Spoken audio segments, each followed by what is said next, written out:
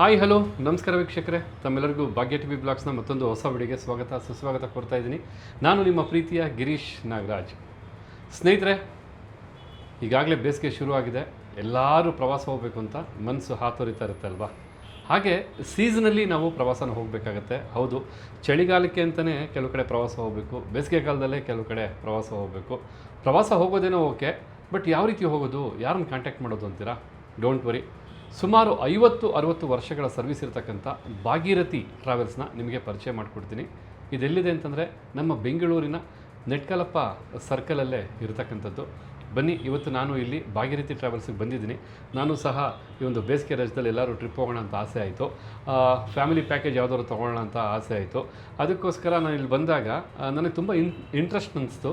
ಯಾಕೆ ಈ ಒಂದು ಸರಿಯಾದ ಟೈಮಲ್ಲಿ ನಿಮಗೂ ಸಹ ಒಂದು ಒಳ್ಳೆಯ ಮಾಹಿತಿ ಕೊಡೋದಕ್ಕೋಸ್ಕರ ಈ ವಿಡಿಯೋ ಮಾಡಬಾರ್ದು ಅಂಥೇಳಿ ಈ ಒಂದು ಟ್ರಾವೆಲ್ಸಿಗೆ ಬಂದು ಇಲ್ಲಿನ ಮಾಲೀಕರನ್ನು ಕೇಳಿಕೊಂಡಾಗ ಅವರು ಸಹ ನನಗೆ ಹೂಗೊಟ್ಟು ಎಲ್ಲ ರೀತಿಯಾದಂಥ ಮಾಹಿತಿನ ತಿಳಿಸ್ಕೊಡ್ತೀನಿ ಅಂತೇಳಿ ತಿಳಿಸ್ಕೊಟ್ಟಿದ್ದಾರೆ.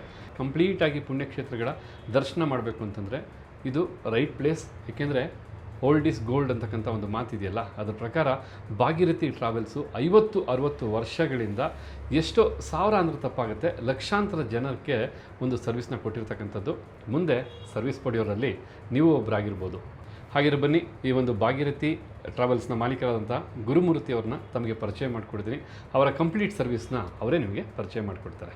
ಓಕೆ, ಈಗ ನಮ್ಮ ಜೊತೆ ಭಾಗೀರಥಿ ಟ್ರಾವೆಲ್ಸ್ನ ಮಾಲೀಕರಾದಂತಹ ಗುರುಮೂರ್ತಿ ಅವರು ಇದ್ದಾರೆ. ಸರ್ ನಮಸ್ಕಾರ. ಹೇಗಿದ್ದೀರಾ? ಚೆನ್ನಾಗಿದೆ ಸರ್, ತುಂಬ ಸಂತೋಷ. ನೀವು ಹೇಗಿದ್ದೀರಿ? ಆ್ಯಂಡ್ ತುಂಬ ಚೆನ್ನಾಗಿದ್ದೀನಿ, ಥ್ಯಾಂಕ್ ಯು. ನಾನೇನೋ ನಮ್ಮ ಮಕ್ಕಳನ್ನ ಹಾಗೆ ಫ್ಯಾಮಿಲಿನ ಎಲ್ಲರೂ ಟ್ರಿಪ್ ಕರ್ಕೊಂಡು ಹೋಗೋಣ ಅಂತ ಬಂದು ನಿಮ್ಮ ಹತ್ರ ಮಾತಾಡಿದಾಗ ಭಾಳ ಖುಷಿ ಆಯಿತು. ಆ್ಯಂಡ್ ನಿಮ್ಮಲ್ಲಿರ್ತಕ್ಕಂಥ ಈ ಒಂದು ಸರ್ವಿಸ್ನ ಜನಕ್ಕೂ ತಿಳಿಸ್ಬೇಕು ಅಂತೇಳಿ ಒಂದು ವಿಡಿಯೋ ಮಾಡ್ತೀನಿ ಅಂತ ನೀವು ಅವಕಾಶ ಕೊಟ್ಟು thank you so much sir.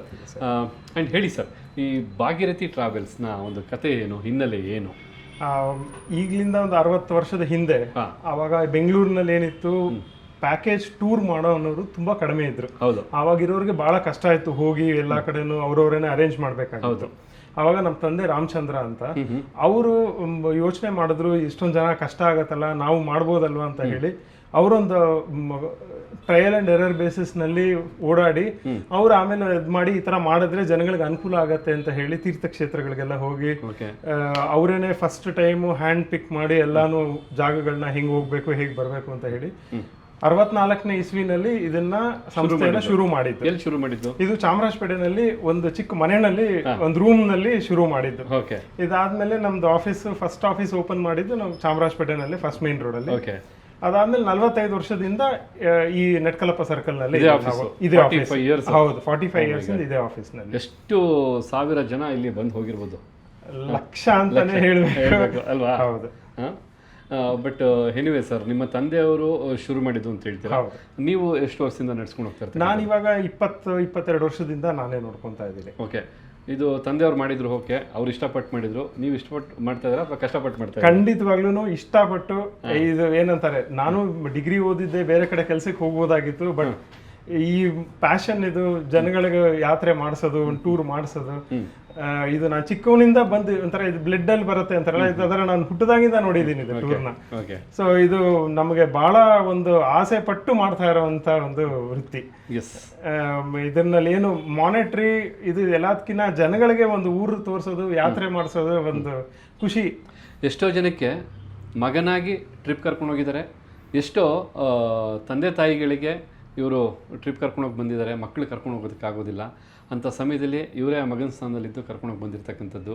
ಹಾಗೆ ಎಷ್ಟೋ ಜನಕ್ಕೆ ಮಾರ್ಗದರ್ಶಕರಾಗಿ ಅವರಿಗೆ ಯಾವ ಟ್ರಿಪ್ ಸೂಕ್ತ ಅಂತೇಳಿ ತುಂಬ ಚೆನ್ನಾಗಿ ಅಡ್ವೈಸ್ ಮಾಡಿ, ಫ್ಯಾಮಿಲಿಗೆ ಬೇಕಾದಂಥ ಟ್ರಿಪ್ ಆಗ್ಬೋದು ಅಥವಾ ಒಂದು ಗ್ರೂಪು ಕಚೇರಿಗೆ ಬೇಕಾದಂಥ ಟ್ರಿಪ್ ಆಗ್ಬೋದು, ಎಷ್ಟು ದಿನದ ಪ್ಯಾಕೇಜ್ ಬೇಕು, ಪ್ರತಿಯೊಂದನ್ನು ಅರೇಂಜ್ ಮಾಡಿಕೊಡ್ತಾರೆ. ತುಂಬ ಡೀಟೇಲ್ಸ್ ಇದೆ ತಿಳ್ಕೊಳ್ಳೋದಕ್ಕೋಸ್ಕರ ಇವತ್ತಿಗೆ ಈ ವಿಡಿಯೋ ಅಂತಲ್ಲ, ಈ ಒಂದು ಸಮ್ಮರ್ಗೆ ಅಂತಲ್ಲ, ಪ್ರತಿಯೊಂದು ಸಮ್ಮರ್ಗೂ ಆಗುತ್ತೆ, ಪ್ರತಿಯೊಂದು ವೆಕೇಷನ್ಗೂ ಆಗುತ್ತೆ. ಯಾವ ವೆಕೇಷನಲ್ಲಿ ಎಲ್ಲೆಲ್ಲಿ ಟೂರ್ ಹೋಗಬೇಕು, ಯಾವ್ಯಾವ ರೀತಿಯಾದಂಥ ಪ್ಯಾಕೇಜ್ ಇದೆ ಎಲ್ಲನೂ ತಿಳಿತಾ ಹೋಗೋಣ.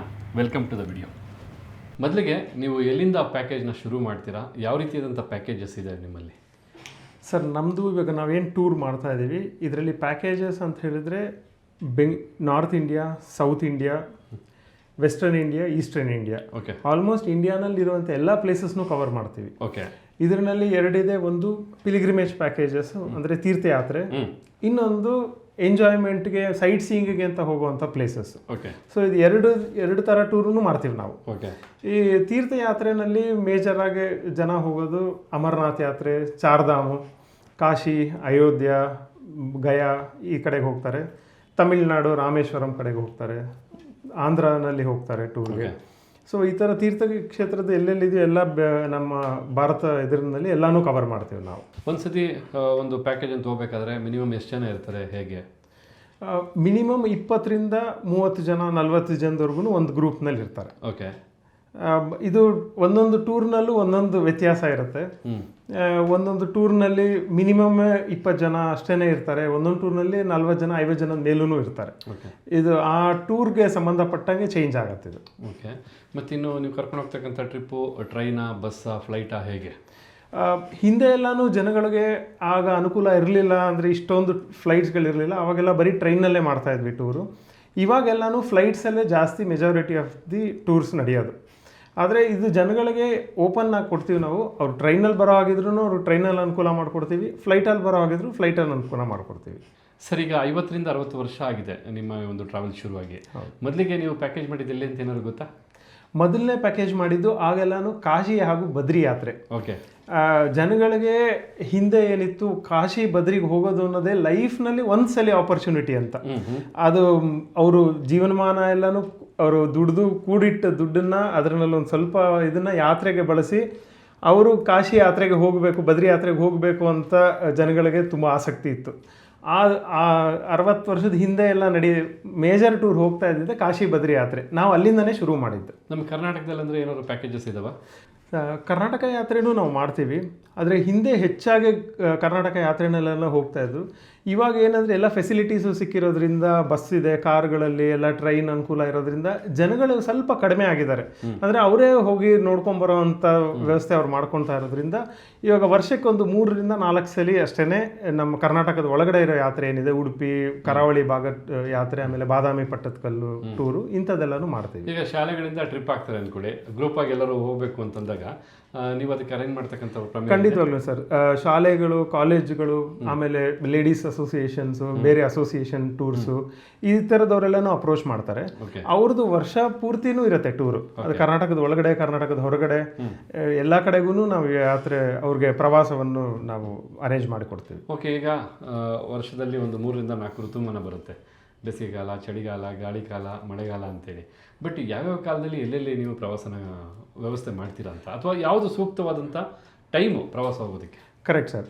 ಇದರಲ್ಲಿ ಮೋಸ್ಟ್ ಇಂಪಾರ್ಟೆಂಟ್ ಈ ಯಾತ್ರೆ, ನೀವು ಪ್ರವಾಸ ಎಲ್ಲೇ ಹೋದ್ರೂ ಸೀಸನ್ ವೈಸ್ ಹೋಗಬೇಕು. ಹೌದು.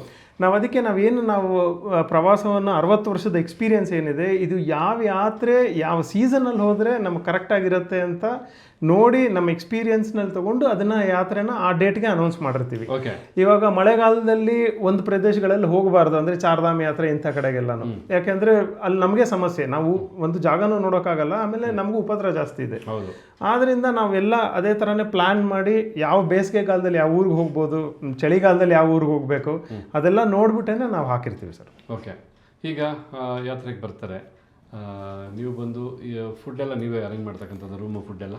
60 ವರ್ಷದಿಂದನೂ ನಮ್ಮದೇನು ವೈಶಿಷ್ಟ್ಯ ಅಂತ ಹೇಳಿದ್ರೆ, ಅಡುಗೆ, ಊಟ, ತಿಂಡಿ ಏನಿದೆ, ನಮ್ಮ ಕರ್ನಾಟಕದ ಊಟ ತಿಂಡಿಯನ್ನೇ ನಾವು ಎಲ್ಲೇ ಭಾರತ ಎಲ್ಲೇ ಹೋದ್ರೂ ಪ್ರವಾಸದಲ್ಲೂ ನಮ್ಮ ಊಟ ತಿಂಡಿಯನ್ನೇ ನಾವು ಕೊಡ್ತೀವಿ. ನೀವು ಕೊಡ್ತೀರಾ ಅಂದ್ರೆ ಹೇಗೆ ವ್ಯವಸ್ಥೆ ಮಾಡ್ತಾರೆ? ನಿಮ್ಮ ಕಡೆನೇ ಭಟ್ರು ಬರ್ತಾರೆ? ನಮ್ಮ ಅಡುಗೆಯವರು ನಮ್ಮ ಬೆಂಗಳೂರಿಂದ ನಮ್ಮ ಸ್ವಂತ ಇಲ್ಲಿಂದಾನೇ ಭಟ್ರನ್ನೆಲ್ಲ ಕರ್ಕೊಂಡು ಹೋಗಿ ಅವ್ರಿಗೆ ಬೆಳಗ್ಗೆ ಕಾಫಿಯಿಂದ ಹಿಡಿದು ತಿಂಡಿ, ಮಧ್ಯಾಹ್ನ ಊಟ, ರಾತ್ರಿ ಊಟ, ಸಂಜೆ ಅವ್ರಿಗೆ ತಿಂಡಿ ಹಾಗೂ ಕಾಫಿ ಪ್ರತಿಯೊಂದೂ ಅವ್ರ ಮನೆಯಲ್ಲಿ ಹೇಗೆ ಸಿಗುತ್ತೋ ಹಾಗೇನೆ. ಯಾಕೆಂದರೆ ಪ್ರವಾಸ ಹೋದಾಗ ಒಂದು ಆರೋಗ್ಯದಲ್ಲಿ ದೃಷ್ಟಿನಲ್ಲಿ ಆಚೆ ಕಡೆ ತಿಂದು ಕೆಟ್ಟೋದ್ರೆ ಪ್ರವಾಸ ನೋಡೋಕ್ಕಾಗಲ್ಲ. ಆ ದೃಷ್ಟಿಲಿ ಇನ್ನೊಂದು ರುಚಿಕರವಾಗೂ ಇರಬೇಕು. ಇವಾಗ ಉತ್ತರ ಭಾರತ ಕಡೆ ಎಲ್ಲ ಹೋದರೆ ನಮ್ಮ ದಕ್ಷಿಣ ಭಾರತ ಶೈಲಿಯಲ್ಲಿ ಅದು ಅಡುಗೆ ಸಿಗಲ್ವಲ್ಲ, ಅಲ್ಲಿ ಊಟ ಸಿಗಲ್ಲ. ಆದ್ದರಿಂದ ಅದನ್ನು ನಾವು 2 ರೀಸನಿಂದನೂ ನಮ್ಮ ಅಡುಗೆಯವ್ರನ್ನ ಇಲ್ಲಿಂದನೇ ಕರ್ಕೊಂಡು ಹೋಗಿ ಮಾಡಿಸ್ತೀವಿ ನಾವು. ಓಕೆ. ಬಟ್ ಹಾಗಿದ್ರೆ ಯಾವುದೇ ಕಾರಣಕ್ಕೂ ಅವ್ರು ಊಟ ತಿಂಡಿ ಮಿಸ್ ಮಾಡ್ಕೊಳ್ಳೋಗಿಲ್ಲ? ಮನೆ ಊಟ ತಿಂಡಿ ಯಾವುದೇ ಕಾರಣಕ್ಕೂ ಮಿಸ್ಸೇ ಆಗಲ್ಲ ಅವ್ರಿಗೆ. Super sir. ಅದೊಂದು ಭಾಳ ಸಂತೋಷವಾದ ವಿಚಾರ. ಯಾಕೆಂದರೆ ತುಂಬ ಜನ ಆರೋಗ್ಯ ಹಾಳಾಗ್ತಕ್ಕಂಥದ್ದು, ಎಲ್ಲೋ ನೀರು ಕುಡಿದು ಏನೋ ಒಂದು ಊಟ ಮಾಡಿ ಆ ಥರ ಇರೋದ್ರಿಂದ ನಿಮ್ಮ ಒಂದು ಕಾನ್ಸೆಪ್ಟು ತುಂಬ ಚೆನ್ನಾಗಿದೆ.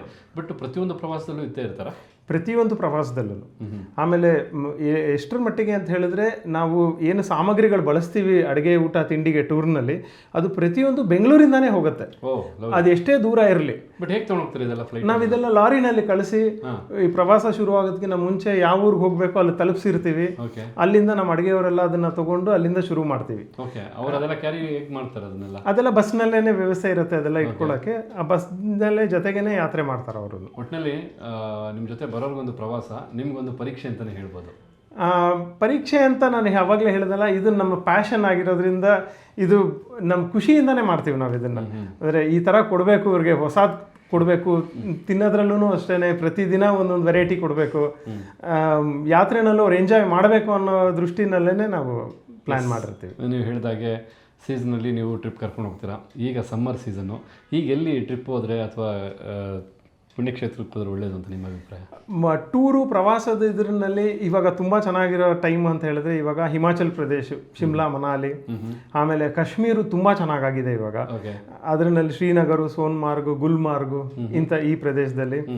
ಆಮೇಲೆ ನಮ್ಮ ಈಸ್ಟ್ ಸೈಡ್ ಬಂದರೆ ನೀವು ಡಾರ್ಜಿಲಿಂಗು, ಗ್ಯಾಂಗ್ಟಾಕು ಈ ಕಡೆ ಎಲ್ಲನೂ ಹಿಲ್ ಸ್ಟೇಷನ್ ಟೂರ್ನಲ್ಲಿ ಹೋಗಬೇಕು ಅಂದರೆ ಪರ್ಫೆಕ್ಟ್ ಸೀಸನ್ನು. ನೀವು ಯಾತ್ರೆಯಲ್ಲಿ ಅಂತ ಹೇಳಿದ್ರೆ ಇನ್ನೇನು ಇವಾಗ ಬದ್ರಿ ಯಾತ್ರೆ ಶುರು ಆಗುತ್ತೆ ಇನ್ನೊಂದು ಸ್ವಲ್ಪ ದಿನದಲ್ಲಿ. ಏನಾದ್ರು ಅವಕಾಶಗಳಿದಾವೆ? ಯಾರು ಬರ್ತೀನಿ ಅಂದರೆ ಖಂಡಿತವಾಗ್ಲೂ ಇದೆ ಸರ್. ಇದೆಯಾ? ಇಲ್ಲ, ಮೇ ತಿಂಗಳು, ಜೂನ್ ತಿಂಗಳಿಂದೆಲ್ಲಾನು ಬದ್ರಿ ಯಾತ್ರೆ ಎಲ್ಲ ಶುರುವಾಗುತ್ತೆ, ಶಾರದಾಮ್ ಯಾತ್ರೆ ಅದೆಲ್ಲಾನು.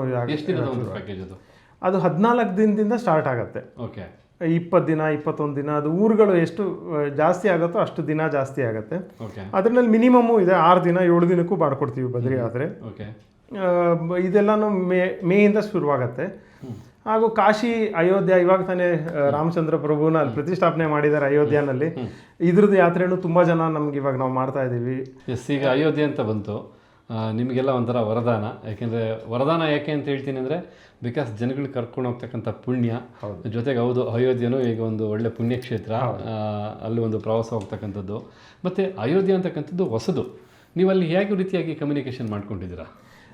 ಅಯೋಧ್ಯ ಇವಾಗ ಏನು ದೇವಸ್ಥಾನ ಇದೆ ಅದೆಲ್ಲ ಹೊಸದು. ಆದರೆ ನಾವೇನು 60 ವರ್ಷದಿಂದ ಮಾಡ್ಕೊಂಡು ಬಂದಿದ್ದೀವಿ. ನಮ್ಗೆ ಅವಾಗ್ಲಿಂದ ಇರೋವಂಥ ಎಲ್ಲ ನೆಟ್ವರ್ಕು, ಹೋಟೆಲ್ ಆಗಲಿ, ವೆಹಿಕಲ್ಲು, ಇದ್ರದ್ದೆಲ್ಲನೂ ಹಿಂದೆಯಿಂದನೂ ಇರೋದಿದೆ. ಅದರಿಂದ ನಾವೇನು ನಮ್ಮ ಈ ಯಾತ್ರೆಗೆ ಬರೋರ್ಗೆ ಎಲ್ಲರಿಗೂ ಅನುಕೂಲ ಆಗೋ ಹಾಗೆ ಎಲ್ಲನೂ ವ್ಯವಸ್ಥೆ ಮಾಡ್ತೀವಿ ಅಲ್ಲಿ. Yes sir, experience makes man perfect ಅಂತ ಹೇಳ್ತಾರೆ. ಅನುಭವಕ್ಕಿಂತ ದೊಡ್ಡದು ಮತ್ತೊಂದಿಲ್ಲ. ನನ್ನ ಪ್ರಕಾರ ನೀವು ಹೇಳೋದು ನೋಡಿದ್ರೆ ನಿಮಗೆ ಬೆಂಗಳೂರು, ಕರ್ನಾಟಕಕ್ಕಿಂತ ಹೆಚ್ಚಿಗೆ ಹೊರಗಡೆನೇ ಪರಿಚಯ, ಹೊರಗಡೆನೇ ಎಲ್ಲ ಗೊತ್ತು ಅಂತ ಅನಿಸುತ್ತೆ. ಆ ಥರನೇ ಆಗಿದೆ ಸರ್ ಇವಾಗ. ಹೌದು. ಓಕೆ, ಮಾರ್ಗದರ್ಶಕರು ಬಹಳ ಇಂಪಾರ್ಟೆಂಟು ವೀಕ್ಷಕರೇ. ಸರ್, ಈಗ ಟ್ರಿಪ್ ಹೋಗ್ತೀರಾ, ಒಂದು ಗ್ರೂಪ್ ಕರ್ಕೊಂಡು ಹೋಗ್ತೀರಾ, ಬಟ್ ನೀವು ಯಾರ್ಯಾರ ಜೊತೆಗೆ ಹೋಗ್ತೀರಾ? ಈ ಒಂದು ಯಾತ್ರೆಗೆ ಹೋಗಬೇಕಾದ್ರೆ ನಮ್ಮಲ್ಲಿ ಫುಲ್ ಒಂದು ಟೀಮ್ ಇದೆ. ಎಲ್ಲನೂ ನಮ್ಮ ಸ್ವಂತ ಇಲ್ಲಿ ಕೆಲಸ ಮಾಡೋರೇ. ಇವರೆಲ್ಲಾನು ಎಕ್ಸ್ಪೀರಿಯನ್ಸ್ಡ್. ಇವಾಗ ಇದಕ್ಕೆ ಟೂರ್ ಮ್ಯಾನೇಜರ್ ಅಂತ ಹೋಗ್ತಾರೆ. ಇವರು ಟೂರ್ ಮ್ಯಾನೇಜರ್ ಏನು ಮಾಡ್ತಾರೆ ಅಂತ ಹೇಳಿದ್ರೆ, ಇವ್ರಿಗೆ ಬೆಂಗಳೂರಿಂದ ಇವಾಗ ಏರ್ಪೋರ್ಟಿಂದ ಹೋಗ್ಬೇಕಂದ್ರೆ ಫ್ಲೈಟಲ್ಲಿ ಕರ್ಕೊಂಡೋಗಿ ಅವ್ರನ್ನ ಮತ್ತೆ ಕರ್ಕೊಂಬರೋವರೆಗೂ ಜೊತೆಗೇನೆ ಇರ್ತಾರೆ. ಇವರು ಪ್ರತಿನಿತ್ಯ ಅವ್ರಿಗೆ ಬೆಳಗ್ಗೆ ನೀವು ಎಷ್ಟು ಗಂಟೆಗೆ ರೆಡಿ ಆಗಬೇಕು, ಯಾವ ಊರು ನೋಡ್ತೀವಿ, ಯಾವ ಊರಿನಲ್ಲಿ ಏನೇನಿದೆ, ನೀವೇನು ತರಬೇಕು, ಮಾಡಬೇಕು, ಎಲ್ಲ ಪ್ರತಿಯೊಂದೂ ಅವರು ನಮ್ಮ ಟೂರ್ ಮ್ಯಾನೇಜರ್ ಅವ್ರ ಜೊತೆಗೆ ನಿಂತು ಮಾಡಿಸ್ತಾರೆ. ಇದು ಯಾತ್ರೆಯಲ್ಲಿ ಎಲ್ಲೇ ಯಾರಿಗೂ ತೊಂದರೆ ಆಗದೆ ಇರೋಗೆ ನೀವು ಅವರು ಎಲ್ಲಿಗೆ ಹೋಗಬೇಕು, ಎಲ್ಲಿಂದ ಬರಬೇಕು. ಯಾಕೆಂದರೆ ಇವಾಗ ಕಾಶಿ ಅಂಥ ಕಡೆ ಎಲ್ಲನೂ ತುಂಬ ರಶ್ ಇರುತ್ತೆ. ಅವ್ರ ಜೊತೆಗೇನೆ ಹೋಗಿ ಯಾತ್ರೆ ಫುಲ್ ದೇವರ ದರ್ಶನ ಎಲ್ಲ ಮುಗಿಸಿ ಕರ್ಕೊಂಡ್ಬರ್ತಾರೆ. ಗೈಡೆನ್ಸ್ ಇರುತ್ತೆ. ಮಿಸ್ ಆದರೆ ಇಲ್ಲಿ ಬರಬೇಕು. ಹೌದು, ಪ್ರತಿಯೊಂದು ಫೋನ್ ನಂಬರ್ ಇರುತ್ತೆ, ಅವ್ರು ಇಂಥ ಕಡೆ ಬರಬೇಕು ಇದನ್ನ ಅಂತ. ಬಟ್ ಹೆಡ್ ಕೌಂಟ್ ಇರುತ್ತೆ ನಿಮಗೆ.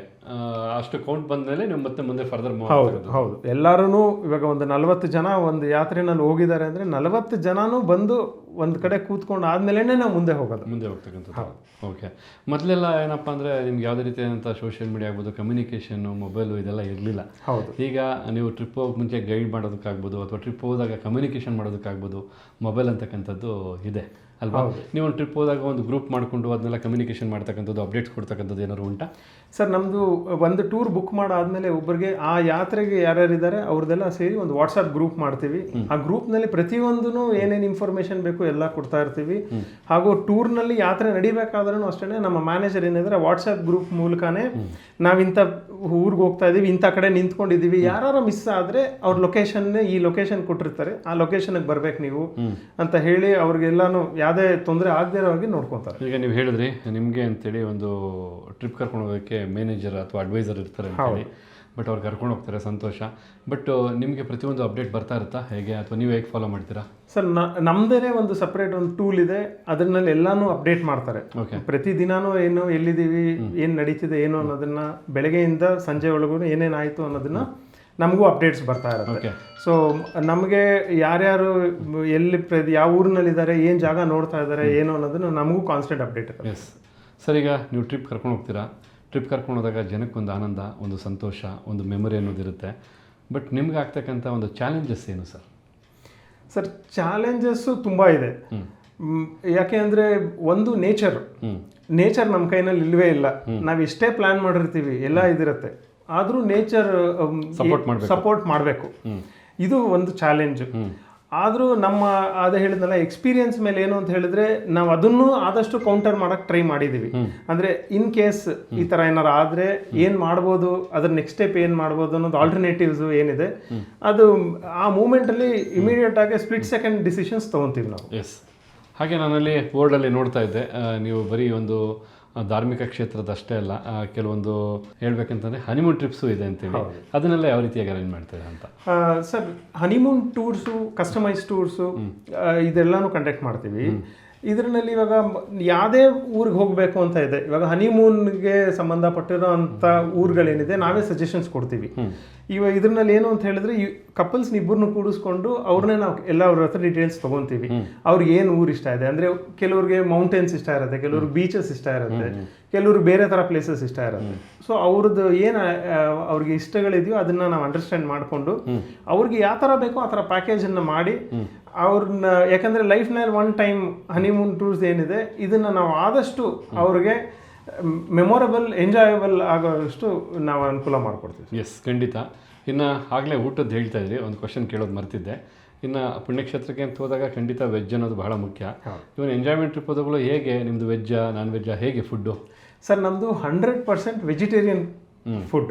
ಓಕೆ, ನಾವು ಯಾವುದೇ ಇದನ್ನಲ್ಲೂ ಯಾವ್ದು ಟೂರ್ ಮಾಡಿದ್ರು 100% ವೆಜಿಟೇರಿಯನ್ ಕಂಪ್ಲೀಟ್.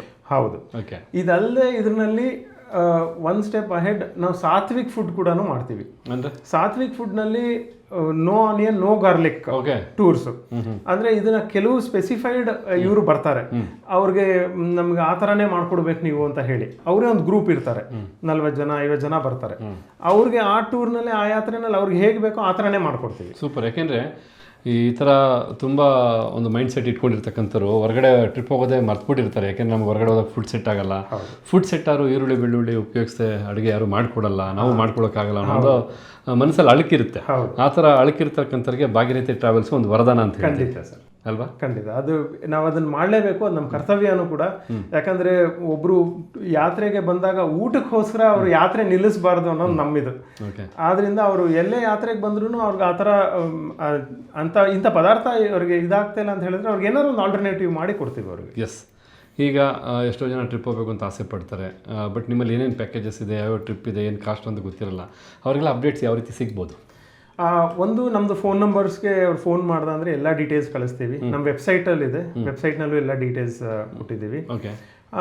ಹಾಗೂ ಅವ್ರ ನಂಬರ್ ಕೊಟ್ಟರೆ ನಾವು ವಾಟ್ಸಾಪ್ನಲ್ಲಿ ಅವ್ರಿಗೆ ಕಾನ್ಸ್ಟೆಂಟಾಗಿ ಅಪ್ಡೇಟು ಕಳಿಸ್ತೀವಿ.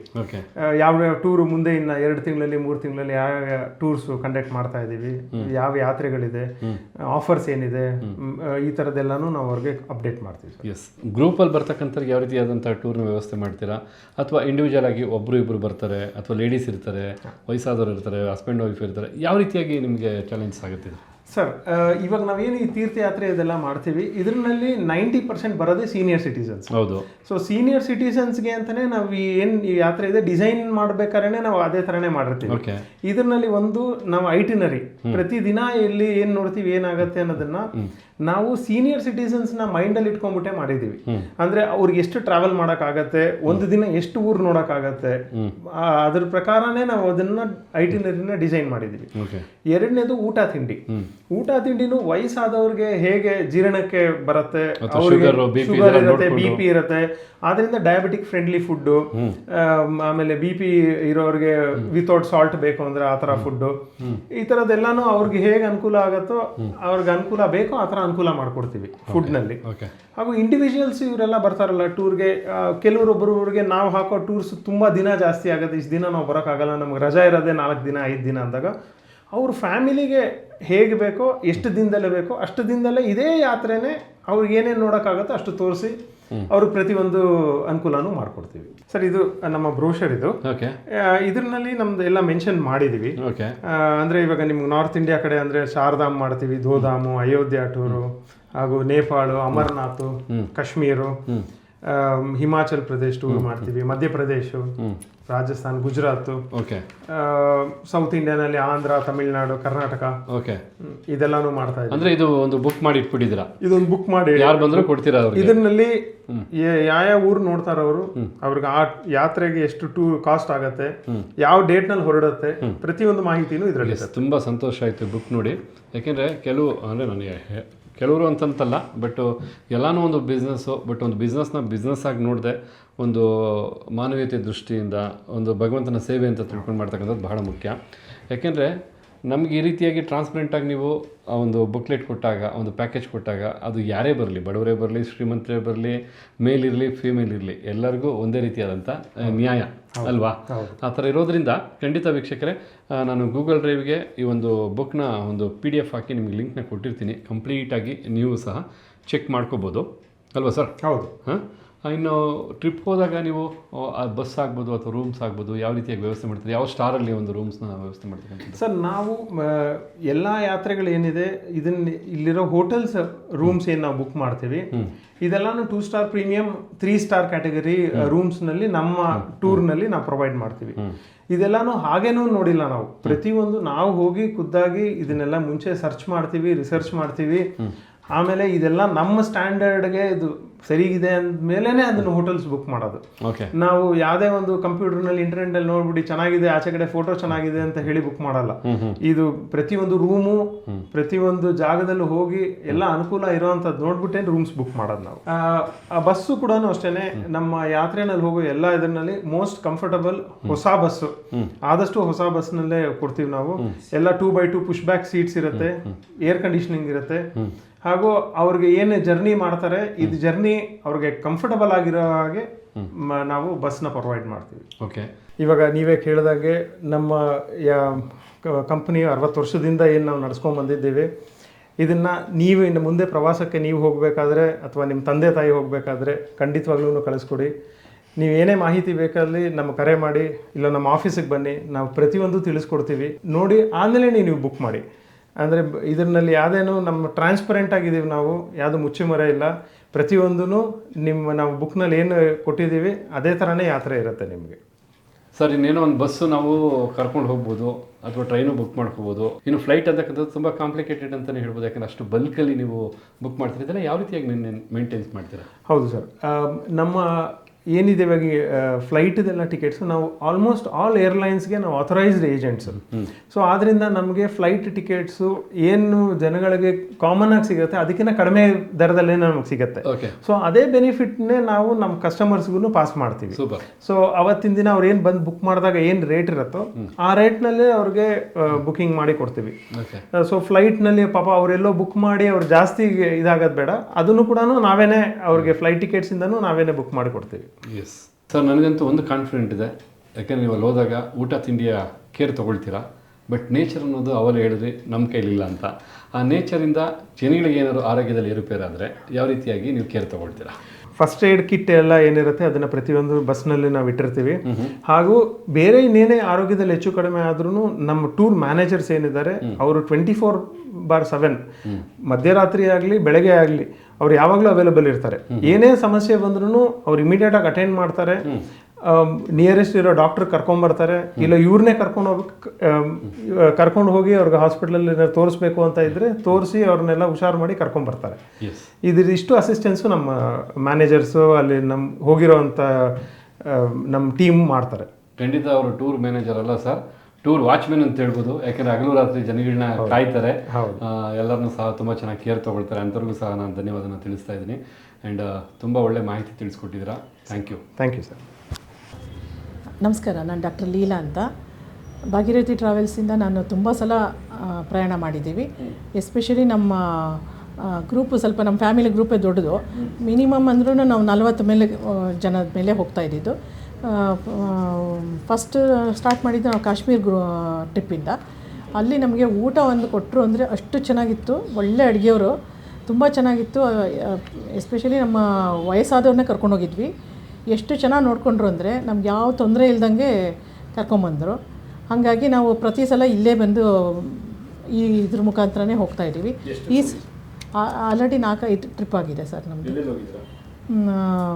ಕಾಶ್ಮೀರು, ಅದಾದಮೇಲೆ ಗುಜರಾತ್. ಲಾಸ್ಟ್ ಇಯರು ಗುಜರಾತಿಗೆ ಹೋಗಿದ್ವಿ.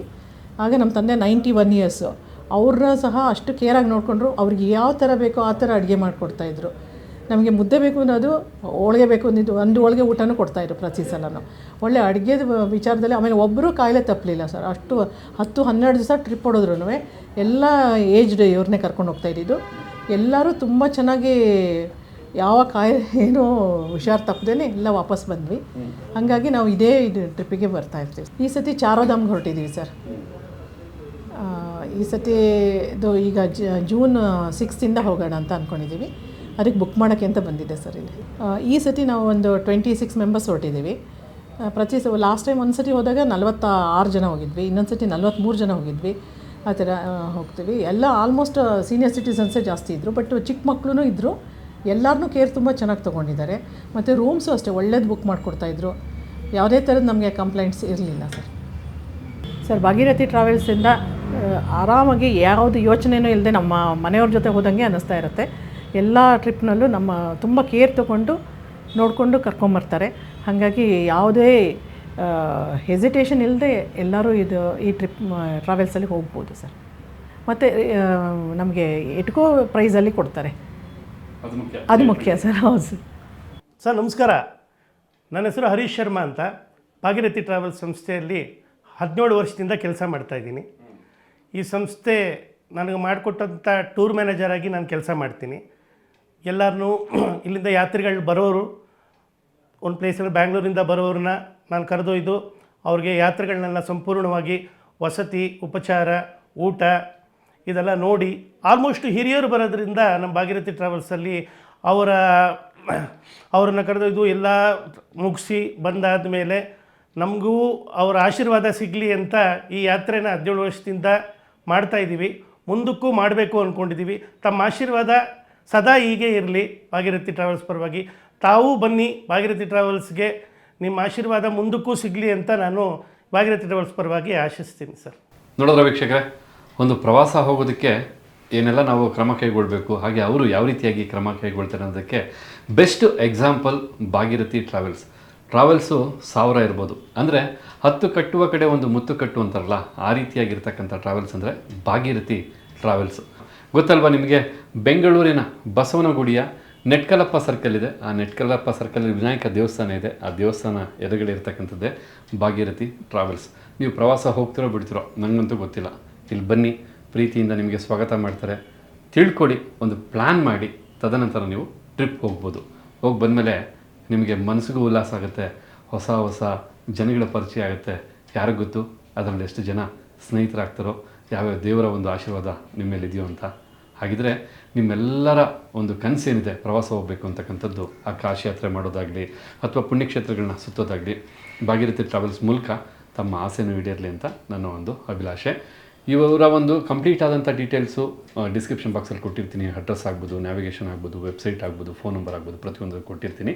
ಖಂಡಿತ ಅವ್ರ ನಂಬರ್ಗೆ ಫೋನ್ ಮಾಡಬೇಕಾದ್ರೆ ಒಂದು ಮನಸ್ಸಲ್ಲಿ ಇಟ್ಕೊಳ್ಳಿ, ಬೆಳಗ್ಗೆ 10ರಿಂದ ಸಂಜೆ 7 ಗಂಟೆವರೆಗೂ ಕಾಲ್ ಮಾಡ್ಬೋದು. ಅದಾದ ನಂತರ ದಯವಿಟ್ಟು ಫೋನ್ ಮಾಡಬೇಡಿ, ಯಾಕೆಂದರೆ ಆಮೇಲೆ ಎತ್ತಿಲ್ಲ ಅಂತೇಳಿ ಕಮೆಂಟ್ ಮಾಡಬೇಡಿ. ಹಾಗೆ ಸಂಡೇ ಟೈಮು ಅರ್ಧ ದಿನ ಮಾತ್ರ ಅವರು ಅವೈಲೇಬಲ್ ಇರ್ತಕ್ಕಂಥದ್ದು. ಬೆಂಗಳೂರು ಸುತ್ತಮುತ್ತ ತಾವಿದ್ದರೆ ಖಂಡಿತ ಈ ಕಡೆ ಬಂದಾಗ ಒಮ್ಮೆ ಭೇಟಿ ಕೊಡಿ. ಗುರುಮೂರ್ತಿಗಳಿರ್ತಾರೆ, ಅವ್ರನ್ನ ಬಂದು ನೀವು ಮಾತಾಡ್ಸ್ಕೊಂಡು ಹೋಗ್ಬೋದು. ತುಂಬ ಒಳ್ಳೆ ವ್ಯಕ್ತಿ, ತುಂಬ ಸಂತೋಷ ಆಯಿತು. 100 ಜನಕ್ಕೆ ಸೇವೆನ ಸಲ್ಲಿಸಿರ್ತಕ್ಕಂಥವ್ರು. ಅದು ಬಿಸ್ನೆಸ್ ಅನ್ನೋದನ್ನು ಮರೆತು ತಂದೆ ತಾಯಿ ರೀತಿ ಸೇವೆನ ಸಲ್ಲಿಸ್ತಾರೆ. ಅದೇ ನನಗೆ ಖುಷಿಯಾಗಿರ್ತಕ್ಕಂಥದ್ದು. ಭಾಳ ಸಂತೋಷ ಇಷ್ಟೊತ್ತು ವಿಡಿಯೋ ನೋಡೋದಕ್ಕೆ. ವಿಡಿಯೋ ನೋಡೋದ್ರ ಮೂಲಕ ಎಷ್ಟು ಜನ ಪ್ರವಾಸ ಕೈಗೊಳ್ತಿರೋ ಗೊತ್ತಿಲ್ಲ, ಅವ್ರಿಗೆಲ್ಲರಿಗೂ ಒಳ್ಳೆಯದಾಗಲಿ. ನಮಸ್ಕಾರ ವೀಕ್ಷಕರೇ.